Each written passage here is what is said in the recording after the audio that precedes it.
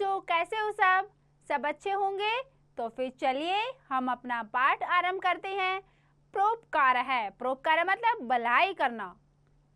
तो पढ़ते हैं हम परोपकार पाठ। देखिए, प्रेषाम उपकार है परोपकारम अस्ति। प्रेषाम उपकार है परोपकारम अस्ति। दूसरों का उपकार करना परोपकार है। ठीक है बेटा, दूसरों का उपकार करना, दूसरों की भलाई करना क्या है? परोपकार। सर्वेभ्यो मनुष्येभ्यो जीवेभ्यो वा तेषां हित संपदानां यथा किंचित देते तेषां सहायं वा क्रियते तत् सर्वे परोपकार शब्देन एव ग्रह्यते। ठीक है, सभी मनुष्यों अथवा जीवों के लिए उनका हित करना, हित मतलब कि भलाई करना, सभी मनुष्य की और जीवों की भलाई करना। जैसे कुछ दिया जाता है अथवा उनकी सहायता की जाती है, तो उनको कुछ दिया जाए या फिर उनकी सहायता की जाए, वह सब परोपकार शब्द से ग्रहण किया जाता है। यानी कि वो सब क्या है? ग्रहण, वो सब क्या है? परोपकार है। यानी कि हम किसी की भलाई करें, किसी को कुछ चीज देकर करें या किसी की वैसे हम सहायता करके करें, वो क्या है? परोपकार है। आगे देखिए, प्रकृति अपि परोपकारस्य शिक्षाम ददाति। प्रकृति अपि, प्रकृति भी परोपकार की शिक्षा देती है। ठीक है, इनकी प्रकृति से भी हमें परोपकार की शिक्षा मिलती है। देखिए, प्रकृति हमारे लिए कितना कुछ करती है। देखिए, अस्मिन् संसारे सूर्य लोकहिताय तपति। इस संसार में सूर्य लोकहिताय, लोगों की भलाई के लिए तपता है। सूर्य कितना गर्म होता है और अपनी रोशनी हमें देता है। बिना सूर्य की रोशनी के हमारा कोई भी काम नहीं हो सकता है। जो हम दीपक जलाएंगे और जो हम लाइटें जलाएंगे वो सूर्य की रोशनी के सामने कुछ भी नहीं है। तो क्या है? सूर्य हमें क्या देता है? प्रकाश देता है और अपना परोपकार कर रहा है सूर्य भी। देखिए, नद्या परोपकार बहती। नदियां क्या है? परोपकार के लिए बहती हैं। नदी भी क्या है? हमारे लिए तो बह रही है, हम ही उनका पानी प्रयोग करते हैं। नदियां तो अपना पानी स्वयं पीती नहीं है, उनके पानी का प्रयोग कौन करता है? हम सभी मनुष्य। वृक्षा परोपकाराय फलानि यच्छन्ति। वृक्ष परोपकार के लिए फल देते हैं, पेड़ों पे फल लगते हैं। आम, अमरूद, बनाना और एप्पल, अंगूर, कितने सारे फल हैं जो कि पेड़ों पे लगते हैं। लेकिन पेड़ क्या उनको खुद से खाते हैं? नहीं खाते। वो किस लिए देते? किसको देते? वो हमें देते हैं, हम सबको देते हैं। यानी कि ये भी क्या है? वो परोपकार करते हैं। ठीक है, आगे देखिए, मेघा परोपकाराय जलम वर्षन्ति। बादल वर्षा करते हैं। बारिश की भी हमें बहुत ज्यादा जरूरत होती है। जब गर्मी ज्यादा हो जाती है, हम गर्मी से परेशान होते हैं, तो हमें होती है बारिश की जरूरत, और बादल बारिश करते हैं। तो वो बादल भी क्या है? परोपकार के लिए बरसते हैं। वसुंधरा भार बहती। वसुंधरा इनकी धरती, धरती पर हम इतने सारे जीव जंतु, पशु पक्षी, मनुष्य, कितने सब रहते हैं। वो सब कौन ढोता है हमारा भार? वसुंधरा, धरती हमारा भार ढोती है।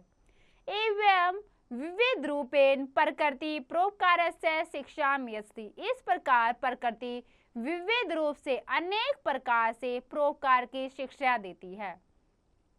तो बेटा देखा आपने कि कैसे हमारी जो प्रकृति वो हमारे ऊपर कितना परोपकार करती है, कितना हमारी भलाई करती है। वो अपनी चीजें खुद नहीं देती, सिर्फ वो किस लिए कर रही है? हम सब के लिए कर रही है। इसलिए हम सबको भी जितना हो सके दूसरों की हमें भी मदद करनी चाहिए। जब एक प्रकृति है वो हमारी भलाई कर रही है, जिसको कुछ नहीं चाहिए, सिर्फ किसकी भलाई कर रही हो? मनुष्य की भलाई कर रही है, जीवों की, पक्षियों की, पशुओं की, सबकी भलाई कर रही है। अपने आप तो वो कोई चीज ले नहीं रही है। तो जब प्रकृति हमारे ऊपर इतना उपकार कर सकती है, तो हम मनुष्य क्यों नहीं कर सकते उपकार? हम मनुष्य भी उपकार कर सकते हैं। ठीक है, आगे देखिए, सैनिक है देशस्य हिताय बलिदानम करोति। सैनिक देश की भलाई के लिए बलिदान देते हैं। जो सैनिक होता है वो देश की रक्षा के लिए बलिदान दे देते हैं, अपने प्राण त्याग देते हैं, अपने प्राणों की बलिदानी दे देते हैं। समाज सेवक समाजस्य विकासाय सततम कार्यम करोति। समाज सेवक समाज के विकास के लिए लगातार कार्य करते हैं। जो समाज सेवक होते हैं, समाज के लिए कार्य करते हैं, वो भी क्या है? समाज की रक्षा के लिए कार्य करते हैं, उन पर उपकार ही करते हैं वो भी। तो क्या वो भी समाज सेवक जो है वो भी समाज की सेवा लगातार करते हैं, विकास के लिए उनके। जननी जनकः च परिवाराय एव जीवतः।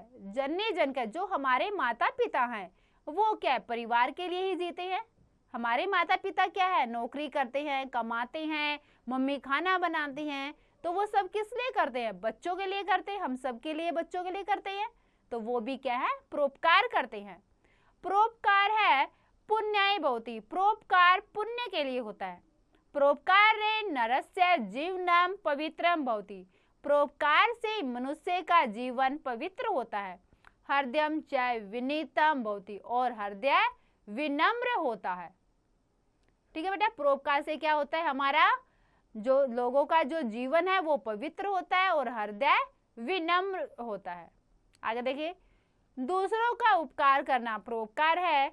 सभी मनुष्यों अथवा जीवों के लिए उनका हित करना, जैसे कुछ दिया जाता है अथवा उनकी सहायता की जाती है, वह सब परोपकार शब्द से ग्रहण करता है। प्रकृति भी परोपकार की शिक्षा देती है। इस संसार में सूर्य लोगों की कल्याण के लिए तपता है, नदियां परोपकार के लिए बहती हैं, वृक्ष परोपकार के लिए फल देते हैं, बादल परोपकार के लिए जल बरसाते हैं, पृथ्वी भार वहन करती हैं। इस प्रकार विविध रूपों से प्रकृति परोपकार की शिक्षा देती है।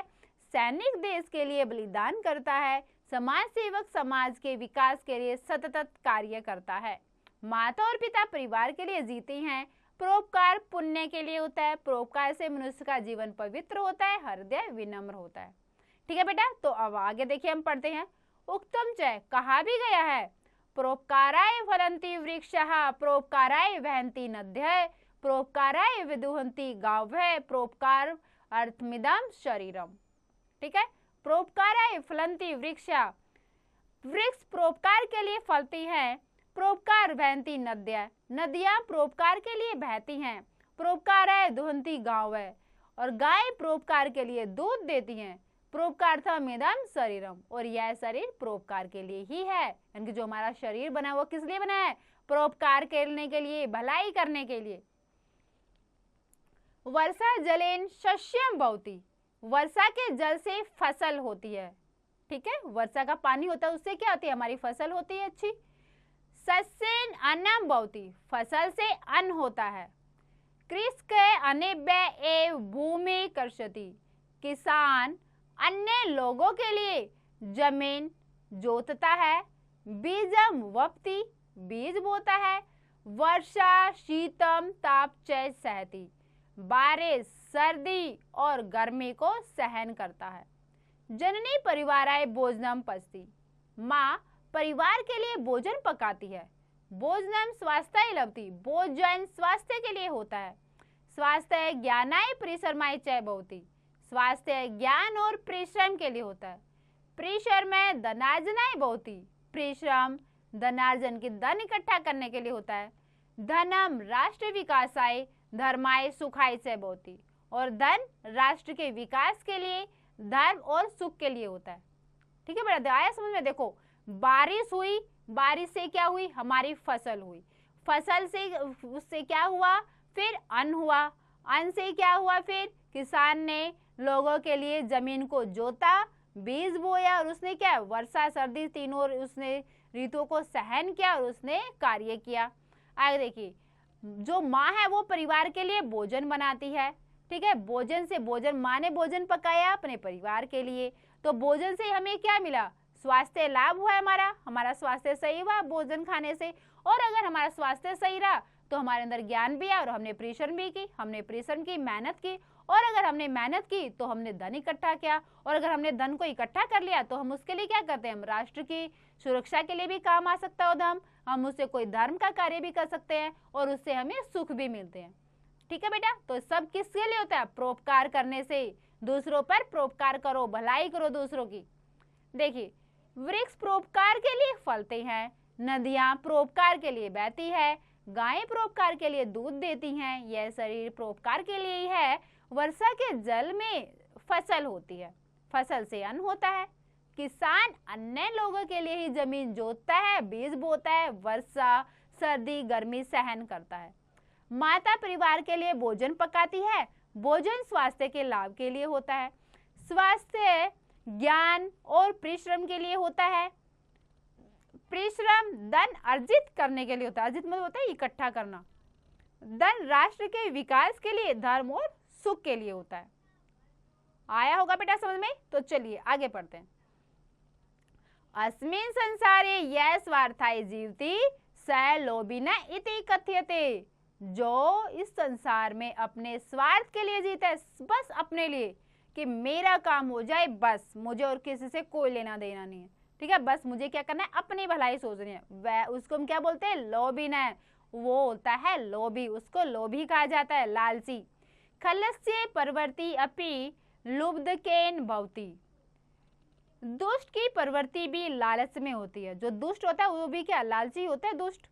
तेसाम धनम मदाय विद्या विवादाय शक्ति प्रेषाम पर पीड़नाय भवति। तो जो दुष्ट व्यक्ति होता है उसका देखो धन क्या होता है, मदाय, यानी कि ऐसे ही नष्ट करने के लिए होता है, धर्म के लिए नहीं करता वो धन, बस ऐसे ही नष्ट करने के लिए। विद्या विवादाय, विद्या झगड़े के लिए। शक्ति परेशान, और उसकी शक्ति दूसरों को पीड़ा देने के लिए होती है, ठीक है। जो उसका धन है वो मौज मस्ती के लिए, विद्या झगड़े के लिए, और शक्ति दूसरों को कष्ट देने के लिए होता है। पर पीड़नाय पापाय भवति, दूसरों को सताना पाप होता है, दूसरों को दुख देना पाप होता है।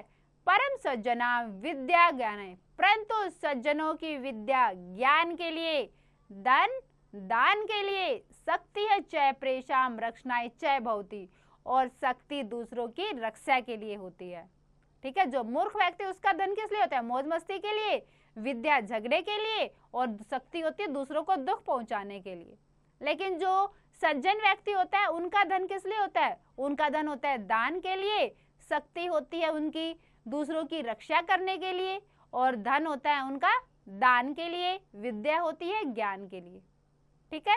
ये होती है सज्जनों की।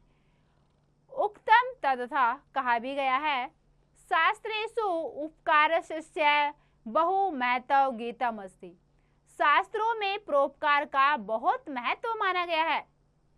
परोपकार है सर्वेषाम उपदेशानाम सारो वर्तते, परोपकार सभी उपदेशों का सार है। अन्यनेव जगतो अभ्युदयो भवति शांति सुखम च वर्धते, इसी से संसार का अभ्युदय होता है, शांति और सुख बढ़ता है। किससे, परोपकार करने से।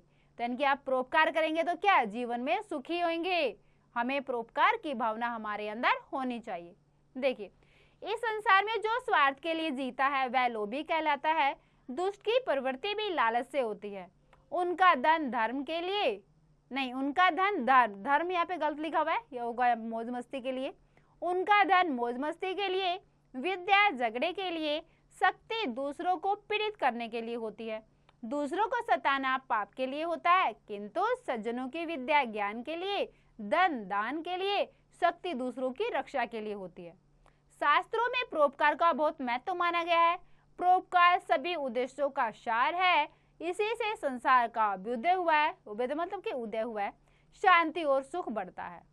तो बेटा आपने देखा होगा, पढ़ा आपने, सुना कि परोपकार करना कितना जरूरी है। हमें परोपकार करना चाहिए, और ये हमें सीख किससे लेनी चाहिए, प्रकृति से। प्रकृति की सारी चीजें हमारे लिए कितनी मेहनत करती हैं, और खुद उनको कुछ नहीं चाहिए होता।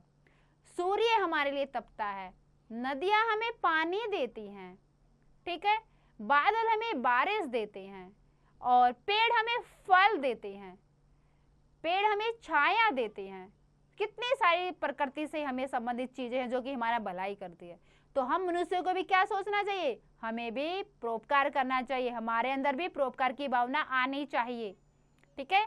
तो सबने इस पाठ से एक सीख लेनी है कि हमें जैसे प्रकृति सब पर बिना कुछ लिए किसी से उपकार करती है, वैसे हम भी सब पर उपकार करेंगे, ठीक है बेटा। आ गया होगा आपको पाठ समझ में, बहुत अच्छा लगा होगा आपको, बहुत मौज मस्ती भी की आपने पाठ पढ़ते हुए। तो चलो अब हम क्या करेंगे, इसका अभ्यास कार्य। तो करते हैं हम अभ्यास कार्य। अभ्यास है अभ्यास। तो देखिए पहला प्रश्न क्या है हमारा, रिक्त स्थानानि पूर्यत, रिक्त स्थानों की पूर्ति कीजिए, फिल इन द ब्लैंक्स। देखो पहला क्या है, प्रेषाम डैश परोपकारो अस्ति, तो बताओ क्या आएगा इसमें, प्रेषाम डैश परोपकारो अस्ति। पाठ पढ़ा है, बहुत ध्यान से पढ़ा है, तो क्या करेंगे इसमें हम, क्या लिखेंगे, हाँ हाँ बोलिए बोलिए क्या लिखेंगे, बहुत अच्छा, प्रेषाम उपकार है, प्रेषाम उपकार है, परोपकार है अस्ति, बहुत अच्छा। चलो बेटा दूसरा देखो हमारा क्या प्रश्न है, दूसरा डैश परोपकाराय डैश वर्षन्ति, बताओ इसमें क्या लिखेंगे, डैश परोपकाराय डैश वर्षन्ति, क्या लिखेंगे इसमें, परोपकार के लिए कौन कौन बारिश कौन करता है, बादल, तो क्या लिखेंगे, मेघा परोपकाराय जलम वर्षन्ति। ठीक है बेटा, क्या लिखेंगे, मेघा परोपकाराय जलम वर्षन्ति। अगला देखो क्या है बेटा हमारा प्रश्न, अगला है डैश परिवाराय एव जीवित है, परिवार के लिए कौन जीता है, कौन जीता है परिवार के लिए, बोलिए बोलिए जल्दी से, हमारे माता पिता, तो क्या लिखेंगे, जननी जनक च परिवाराय एव जीवती, माता और पिता। ठीक है, जननी जनक च। आगे देखिए, भोजनम डैश भवति, भोजन किस लिए होता है, क्या लिखेंगे यहाँ पे हम, भोजनम किस लिए होता है, स्वास्थ्य लाभ के लिए, तो क्या लिखेंगे, भोजनम स्वास्थ्य लाभाय भवति, भोजन स्वास्थ्य लाभ के लिए होता है, भोजन खाएंगे तभी तो हमारा स्वास्थ्य शरीर सही रहेगा, भोजन नहीं खाएंगे तो हम बीमार पड़ जाएंगे। हाँ आगे देखिए, खलस्य परवर्ती अपि डैश भवति, मूर्ख की प्रवृत्ति कैसी होती है, कैसी होती है मूर्ख की प्रवृत्ति, लालची, तो क्या लिखेंगे, खलस्य प्रवृत्ति है अपि लुब्धकेन भवति, जो मूर्ख है उसकी प्रवृत्ति होती है लालची, खलस्य प्रवृत्ति है अपि लुब्धकेन भवति। तो बेटा चलो अगला देखते हैं हम प्रश्न, दूसरा देखिए, सम्यक विकल्पम चिनुत, सही विकल्प चुनिए, सेलेक्ट द राइट ऑप्शन। देखिए पहला है परोपकाराय वहन्ति, परोपकार के लिए बहती है, क्या बहती है परोपकार के लिए, देखो तीन ऑप्शन दिए गए हमें यहाँ पर, नद्य है, फलानी, पत्राणी, तो क्या होगा, नद्य नदी होगा, या फलानी फल होंगे, या फिर पत्राणी पत्ते होंगे, तो क्या होगा, परोपकार के लिए बहती कौन है, फल तो बहते नहीं है, फल तो लगते हैं, पत्ते भी लगते हैं, बहती कौन है, नदी, तो क्या लिखेंगे, नद्य। अगला देखो, परोपकाराय भवति, परोपकार के लिए होते हैं क्या, स्वार्थाय, पुण्याय, विवादाय, स्वार्थाय स्वार्थ, पुण्याय पुण्य के लिए, विवादाय झगड़े के लिए, तो परोपकार किस लिए होता है, पुण्य के लिए, तो क्या लिखेंगे, पुण्याय। आगे भोजनम भवति, भोजनम से क्या मिलता है, बलाय, स्वास्थ्य लाभाय, ज्ञानाय, बताइए भोजन से क्या होता है, बलाय, स्वास्थ्य लाभाय या ज्ञानाय, जल्दी बोलिए क्या होगा इसे, भोजनम से, भोजनम, भोजन से क्या होगा, हमारा स्वास्थ्य अच्छा होगा, तो क्या लिखेंगे हम इसका, स्वास्थ्य लाभाय, बहुत अच्छा। ठीक है बेटा, अगला देखो क्या करना है हमें प्रश्न, अगला देखो तीसरा प्रश्न है हमारा, निम्नलिखित नाम प्रश्नानाम उत्तराणि संस्कृते लिखत, निम्नलिखित प्रश्नों के उत्तर संस्कृत में लिखिए। ठीक है, answer the following question in Sanskrit. पहला प्रश्न है, प्रकृति कथम परोपकारस्य शिक्षा ददाति, जो प्रकृति है वो हमें किस प्रकार से परोपकार की शिक्षा देती है। तो देखो प्रकृति में कितनी सारी चीजें हमारी, सूर्य है, नदी है, पेड़ हैं, बादल हैं, तो वो देखो कैसे हमें शिक्षा देते हैं। तो क्या लिखेंगे हम इसका, क्या लिखेंगे हम इसका, सबके लिए लिखना होगा हमें, तो क्या करेंगे, देखिए परोपकार प्रकृति अपि परोपकारस्य शिक्षां ददाति, क्या शिक्षा देती है, संसारे सूर्य लोक हिताय तपति।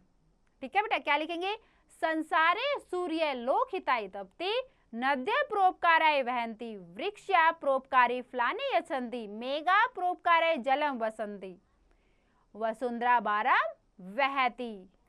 ठीक है, ये सब लिखेंगे हम इसमें, और फिर क्या करेंगे हम, एतस्य प्रकृति परोपकारस्य शिक्षां ददाति, इस प्रकार प्रकृति हमें परोपकार की शिक्षा देती है। आगे देखो क्या है, दूसरा प्रश्न है हमारा, के परोपकाराय वर्षन्ति, कौन परोपकार के लिए बारिश होता है, कौन करता है, बादल। तो क्या लिखेंगे हम इसका, मेघा परोपकाराय वर्षन्ति, बादल परोपकार के लिए बरसते हैं। तीसरा देखिए, परोपकारस्य नरस्य जीवनम कीदृशं भवति, परोपकार से मनुष्य का जीवन कैसा होता है। ठीक है, बताइए इसमें क्या लिखेंगे हम, परोपकार से मनुष्य का जीवन कैसा होता है, परोपकार से मनुष्य का जीवन कैसा होगा, परोपकार से, परोपकारेण नरस्य जीवनम पवित्रम भवति, पवित्र होता है। ठीक है, क्या लिखेंगे, परोपकारेण नरस्य जीवनम पवित्रम भवति। ठीक है बेटा, तो अगला प्रश्न है हमारा, क भूमि कर्षति, भूमि पर खेती कौन करता है, कौन करता है, किसान। तो क्या लिखेंगे, कृषक है भूमि कर्षति, किसान भूमि पर खेती करता है। ठीक है, धनम कस्यार्थम भवति, धन किस लिए होता है, धन अभी पढ़ा हमने, बताइए धन किस लिए होता है, धन किस लिए होता है, राष्ट्र के विकास के लिए। तो क्या लिखेंगे हम, धनम राष्ट्र विकासाय धर्माय सुखाय च भवति, जो धन है वो राष्ट्र विकास के लिए, धर्म के लिए और सुख के लिए होता है। आगे देखिए अगला प्रश्न क्या बेटा हमारा, शास्त्रेषु किम गीतम, शास्त्रों में क्या कहा गया है, क्या कहा गया है शास्त्रों में, शास्त्रों में क्या कहा गया है, शास्त्रेषु परोपकारस्य बहु महत्वम गीतम अस्ति, शास्त्रों में परोपकार का बहुत महत्व माना गया है। ठीक है, क्या लिखेंगे, शास्त्रेषु परोपकारस्य बहु महत्वम गीतम अस्ति। ठीक है, शास्त्रों में परोपकार को बहुत महत्व माना गया है। आगे देखिए अगला है, अब हमारा फोर्थ प्रश्न क्या है, हिंदी में अनुवादम कुरुत, हिंदी में अनुवाद कीजिए, ट्रांसलेट इनटू हिंदी। देखो, निरपह ब्राह्मणाय धनम यस्ति, इसका क्या होगा हिंदी अनुवाद, राजा ब्राह्मण के लिए धन देता है। दूसरा है, प्रधानाचार्य छात्रेभ्यः पुरस्कारं वितरति, प्रधानाचार्य छात्रों में पुरस्कार बांटते हैं। बालकः अध्ययनाय पुस्तकालयं गच्छन्ति, बालक पढ़ने के लिए पुस्तकालय जाते हैं। वृक्ष परोपकाराय फलन्ति, पेड़ परोपकार के लिए फल देते हैं। विद्या ज्ञानाय एव भवति, विद्या ज्ञान के लिए होती है। ठीक है बेटा, आगे देखो पांचवा प्रश्न क्या, देखो हमारा, मेलनम कुरुत, मिलान कीजिए, मैच द फॉलोइंग, मैच करना। देखो, अस्तंभ है, ब स्तंभ है, अस्तंभ में क्या लिखा हुआ है, प्रेशर्म है, परोपकार है, समाज सेवक है, स्वास्थ्य है, धनम भोजनम, और ब स्तंभ में क्या है बेटा, स्वास्थ्य लाभाय, प्रेशर्माय, धनार्जनाय, समाज विकासाय, पुण्याय, सुखाय। ठीक है बेटा, तो इसमें देखो हम क्या करेंगे, पहले प्रेशर में से क्या होगा, मेहनत अगर हम करेंगे तो क्या होगा परिश्रम से, इसको हमें ब स्तंभ से हमने ढूंढ कर लिखना है, क्या होगा इसमें, अगर हम परिश्रम करेंगे तो, मेहनत अगर हम करेंगे तो क्या होगा, हमें धनार्जनाय, धन इकट्ठा होगा। ठीक है, तो क्या लिखेंगे हम परिश्रम में का, धनार्जनाय। ठीक है, परिश्रम में धनार्जनाय। उसके बाद है उपरोपकार है, परोपकार करने से क्या होगा, पुण्य मिलेगा, तो क्या लिखेंगे, परोपकार है पुण्याय। आगे है बेटा समाज सेवक है, तो समाज सेवक से क्या होगा, समाज विकासाय। आगे है स्वास्थ्य, स्वास्थ्य से क्या होगा, प्रेशर्माय। धनम का क्या होगा, सुखाय, और भोजनम से स्वास्थ्य लाभाय।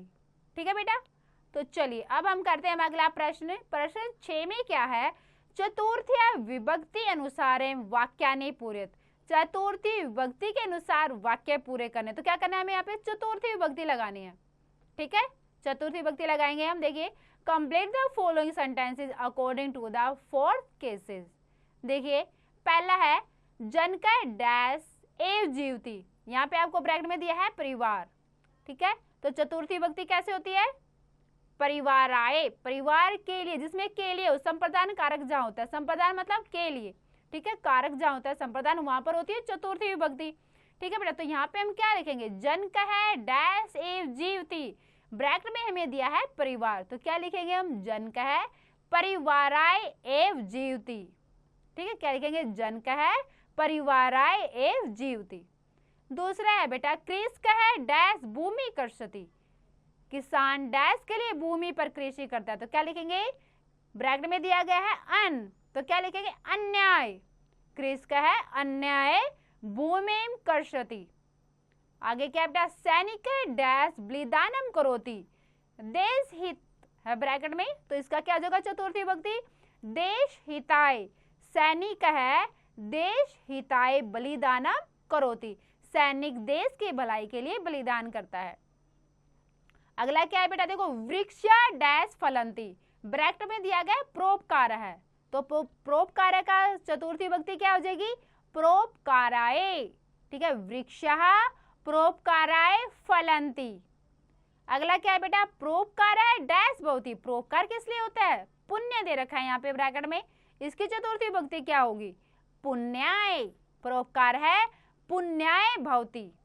आगे खलस्य विद्या डैश भवति, यहाँ पर ब्रैकेट में दे रखा है विवाद है, तो विवाद है का क्या हो जाएगा चतुर्थी विभक्ति, विवादाय।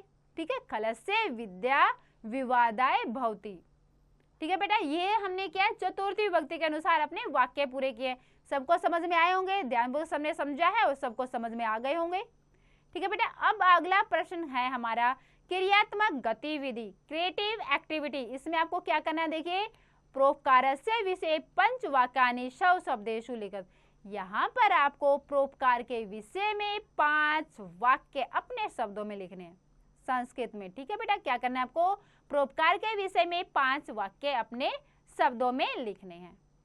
ठीक है बेटा, आपने प्रोपकार से संबंधित अपने पाठ पढ़ा, कैसे प्रकृति हमारे ऊपर प्रोपकार करती है और उनसे हमें क्या शिक्षा मिलती है प्रकृति से, कि जैसे प्रकृति हमारे ऊपर बिना किसी भेदभाव के, किसी से कोई भेदभाव नहीं रखती प्रकृति, कि हमें बच्चों को ज्यादा गर्मी देनी है, बड़ों को ज्यादा गर्मी देनी है, नहीं, गरीबों को कम देना है, अमीरों को ज्यादा देना है, प्रकृति कोई भेदभाव नहीं करती है, हमें हमारे ऊपर प्रोपकार करती है।